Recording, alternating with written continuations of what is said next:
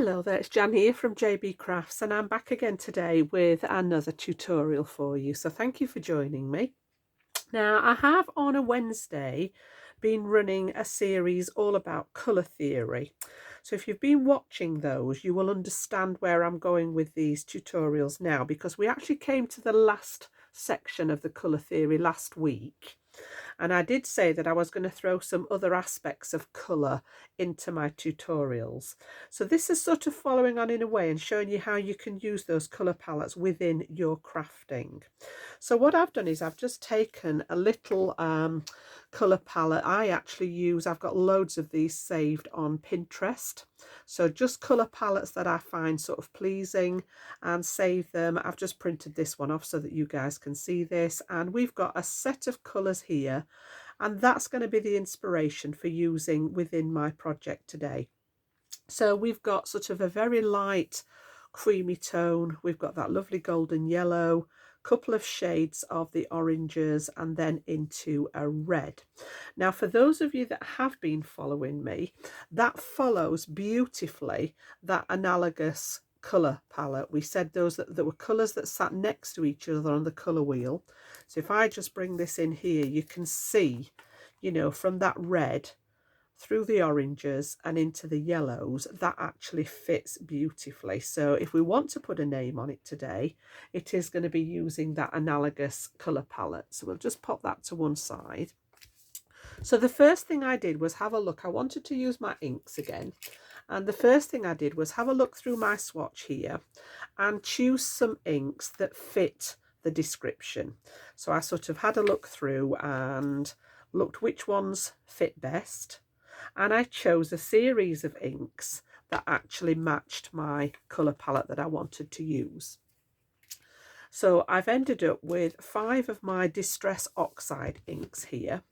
And you can see we've got the antique linen is going to be my cream. Now it's a little bit more saturated than this one, but it fits the palette. I've got mustard seed for the yellow. I've got spice marmalade for the mid tone of the orange. Crackling campfire is a bit more of the burnt orange, the red orange, and then lumberjack plaid for the red. Beautiful shade of red. Okay, so those are what we're going to be using within our project today. So let's just pop those to one side. And this is what I actually made. So I've kept it very simple just to start off with. I will show you how I use these in more complex projects as we go along, but just kept it very, very simple. I've done an embossed background and I've done the letterpress technique, bringing in that antique linen on the embossing folder. This is just a wood grain embossing folder. And then I've used the other 4 colours to create strands of colour with my wildflower dies, and I'll show you the products when we get to the actual tutorial.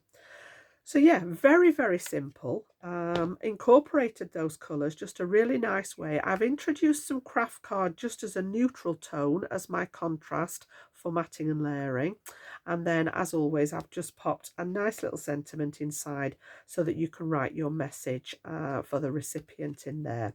Pulled out some of my flat back pearls in that same 5 colour family, and that's as simple as it gets today.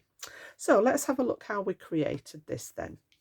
Pop all those to one side, pop the card to one side, and I've got 3 pieces of main cardstock to get going with. My card blank is a 7.5 by 5.5 inch smooth white card blank. That's been cut from a piece of A4. And then I have my matte layer in the craft card, which is 7 by 5, which is going to stick on top here. And then I've got a piece of 6 3/4 by 4 3/4, which is the piece that we're going to pass through the embossing folder. Now, this is actually a really, really old one from a Sarah Signature collection from Crafter's Companion, but I know the wood grain ones, a lot of you may have them in your stash. They're readily available, but we're going to actually do that letterpress technique first on here. So what I want to do is just pop those 2 pieces to one side. I'm going to take my smooth white cardstock here, and we're going to pop this through the embossing folder. But before I actually pass it through my machine, I'm going to apply the ink inside the folder. So I want to use the antique linen here, And because these are a felt pad, I can go direct to my embossing folder. Just going to bring my mat in. We're going to need that in a second, but it just protects my desktop there. Remove the card for a minute, and you want the side that's got the not the raised part in it. So this is the reverse. This would be the deboss side.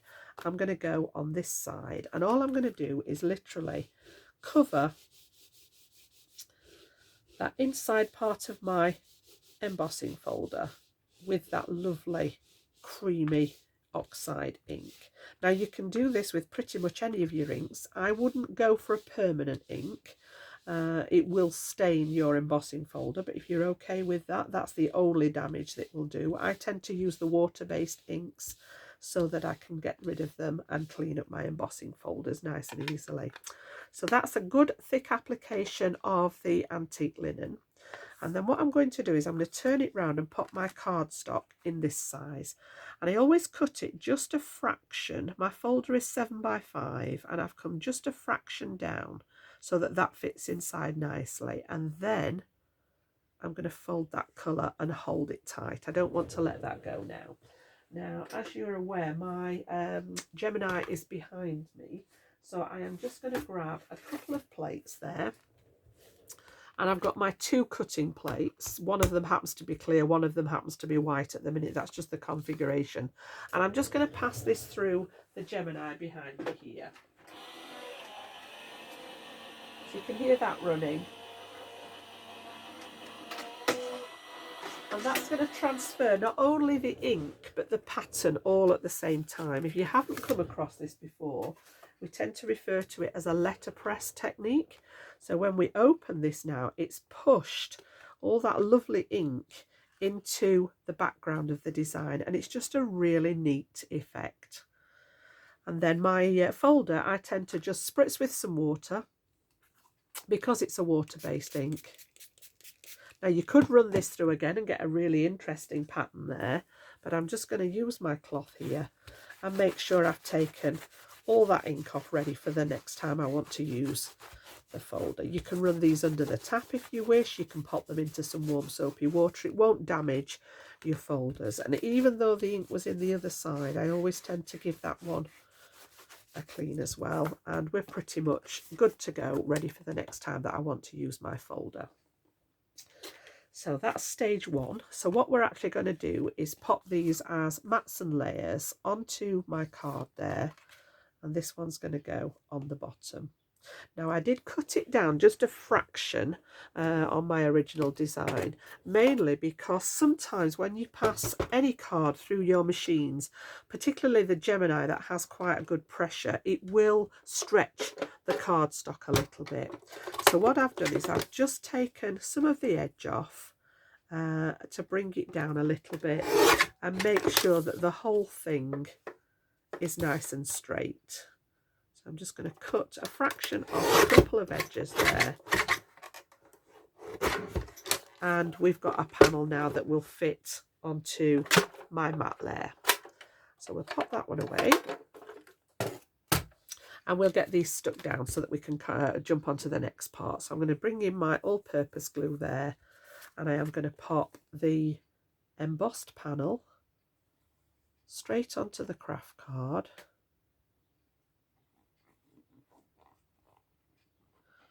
Plenty of glue to seep into those little cracks from the embossing folder. And then that one's going to sit straight onto here. And it's got about 1/4 inch border all the way around. Just let that glue tack. And then I'm going to use the same glue and just attach this to the front of my card.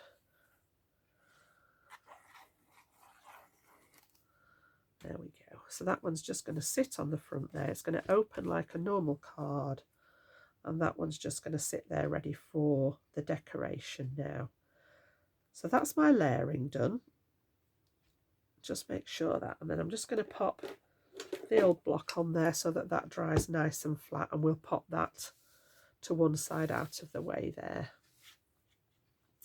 So the next part, I want to create the floral elements, and I used a Sizzix die, which was designed by Tim Holtz for Sizzix, and it is called, I think theirs have numbers, don't they, if I remember rightly, the Wildflower Set 1.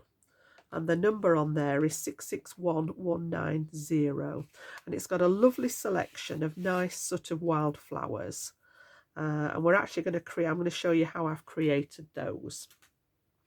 So what I did is I took all 5 of the colours in the end. I was just going to use 4 of the colours on here and put the antique linen in the background, but I decided to pop one in the centre as well. So we're going to do the 5 different colours of my colour palette into those wildflowers. And I'm going to bring in those other inks now. So we've got the 5 that I chose to work with. I'm just going to do one of them for you to show you how I actually did these, and then I've got the others ready, prepared. So I've got my ink, I've got my blending brush. I'm just going to pop my ink in there so that it doesn't wriggle about. And then I've got the die that I want to actually cut out. So you could do this out of cardstock scraps if you wish. I just, you know that I love playing with my inks. So I'm just going to take some of that Crackling Campfire, which is a lovely, nice, deep burnt orange. And I've just got some scraps of smooth white cardstock there. And I'm going to apply the ink so that I've got sufficient to die cut straight from that piece. So I want a nice good saturation of ink on there. Make sure it's nice and thick, and make sure that I've got enough to fit my die on. So just to extend it a little bit there at the top, and we're good to go. So we'll pop that one to one side, and then I'm just going to attach this onto here within that ink, and then we will pass that one through our die cutting machine as well. So I'm just going to grab my plates back and pop the right configuration together, and I'm just going to pass this through my machine again. So bear with me just for a second and we'll get that cut. You hear the machine there.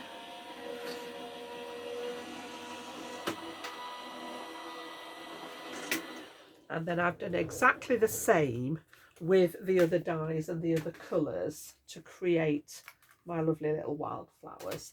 So it's a really nice way to do these. You can see there we've got the piece die cut out there.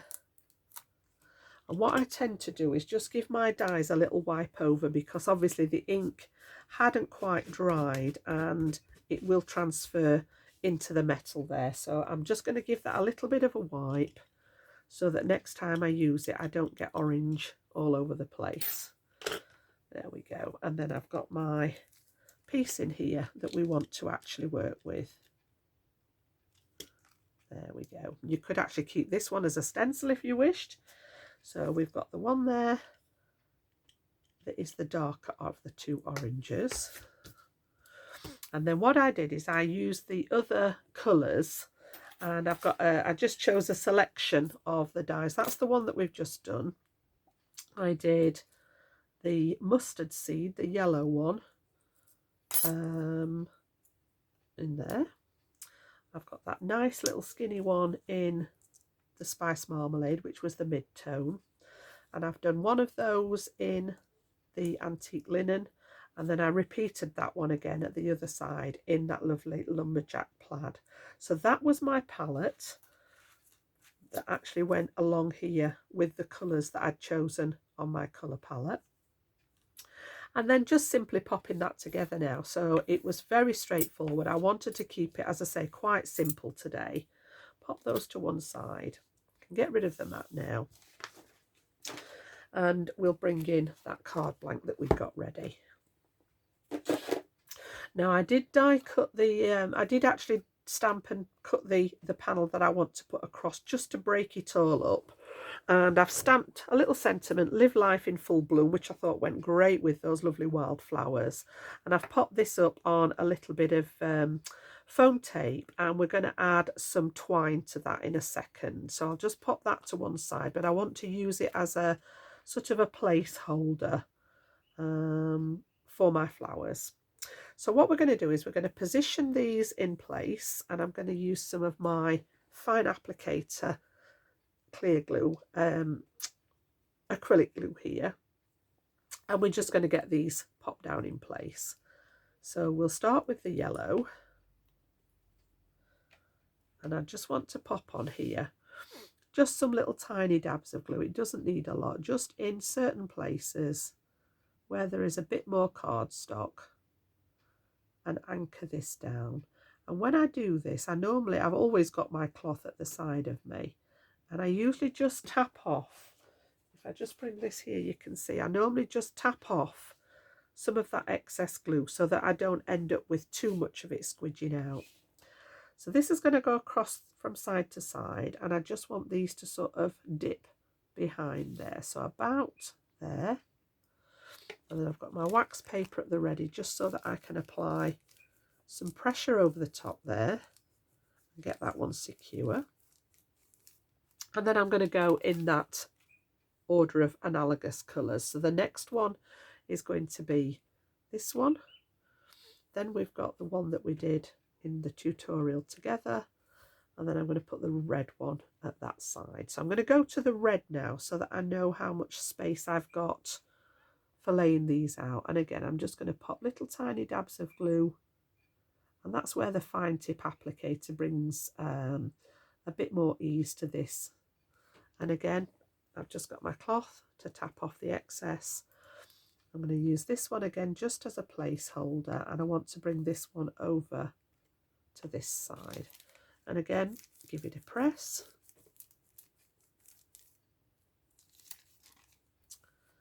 And then we can centre these two in the middle. So same treatment, a few little dots of glue. Put a little bit at the bottom there. And then again, tap off that excess. And if I pop this one in the middle here, that one's going to go in there like so. And again, I'm just using that paper. It just means that I can apply pressure, A, without removing any of the ink, B, it's not going to stick to anything, and if any glue does seep out, it doesn't stick to the wax paper. So yeah, it's a win-win. I buy that in a pack, again from the old internet, and it does come in really handy for things like this. So we've got that last one there. That's the four main colours. And then I had actually done one of the antique linen, so I thought we may as well use it. And I've just built it. It looked a little bit sparse, not too bad, but I just thought, seeing as I'd got this one already done, it would just go nicely in the centre. And we've got much more concentration of ink on this one than we did using it on the embossing folder at the beginning. So yeah, we've got a lot more ink going on here. The saturation is much higher. So yeah, I'm just going to pop that one right in the centre there. And we've got our little bouquet of analogous coloured flowers there. So to following rainbow order, which is always a safe way of working. We know that the rainbow works, so we've got the red, the orange, the yellow, and that would go into the other colours. And then I'm going to sit this one across just to hide those stems in the background there. But just before I do that, I've taken some twine, and I've just left a little gap in my foam tape at the back because I want to pop this on here and wrap it round a couple of times. And then I'm going to tie the edge there. So let me just slip that one out. And I'm not even going to try and put a bow in this one. I'm just going to tie a knot. I want it to be a little bit more rustic today. It just needed something at the end of that that panel that I'd created my sentiment on. So that's all I want to do there. And then snip those ends, and that's just nestled in between the tape on the back there.